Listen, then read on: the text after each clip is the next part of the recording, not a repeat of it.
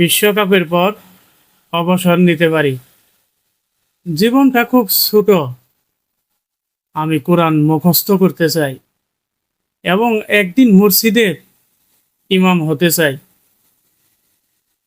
মরক্কোর ফুটবলার নুসাইর। মহান আল্লাহ তাআলা তার এই ইচ্ছাটি কবুল করুক, আমিন।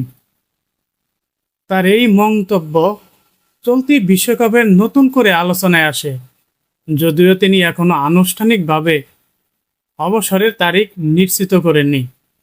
তবে ধারণা করা হচ্ছে ধর্মীয় শিক্ষায় নিজেকে সম্পূর্ণভাবে নিবেদিত করার পরিকল্পনা থেকেই এরকম সিদ্ধান্তের কথা ভাবছেন তিনি।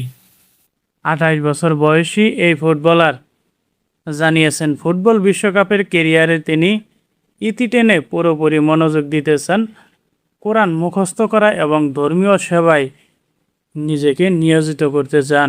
2026 ফিফা বিশ্বকাপকে ঘিরে গত মার্চে দেওয়া এখন পুরনো সাক্ষাৎকারে স্পষ্টভাবে ইঙ্গিত দেন এই টুর্নামেন্ট হতে পারে তার শেষ আন্তর্জাতিক আসর। তিনি বলেন, আমি হয়তো বিশ্বকাপের পর অবসর নেওয়ার সিদ্ধান্ত নিতে পারি। কুরআন মুখস্থ বা হিফজ সম্পন্ন করা একটি দীর্ঘ ও নিবিড় প্রক্রিয়া, যা সম্পন্ন করতে বছরের পর বছর অধ্যবসায়ের প্রয়োজন। পাশাপাশি ইমাম হওয়ার জন্য শুধু কোরআন মুখস্থই নয়, প্রয়োজন গভীর ধর্মীয় জ্ঞান ও কমিটির নেতৃত্বের দক্ষতা।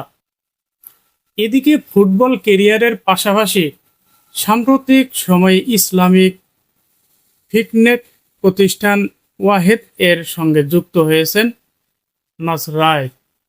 মার্চে তিনি প্রতিষ্ঠানের কৌশলগত অংশীদার ও শেয়ার হোল্ডার হিসেবেও যুক্ত হবেন,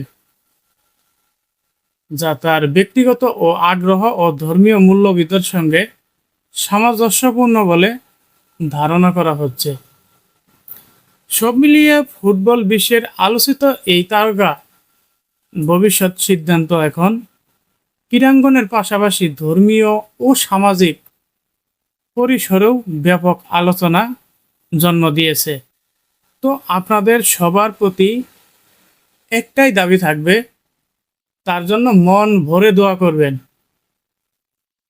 সে যে নিয়তটি করছে, মহান আল্লাহ তাআলা যেন তার নিয়তগুলো কবুল করে নেন, আমিন। সবাই ভালো থাকবেন, সুস্থ থাকবেন। পরবর্তী অন্য কোনো বিষয় নিয়ে আবার আলোচনা হবে। ধন্যবাদ সবাইকে।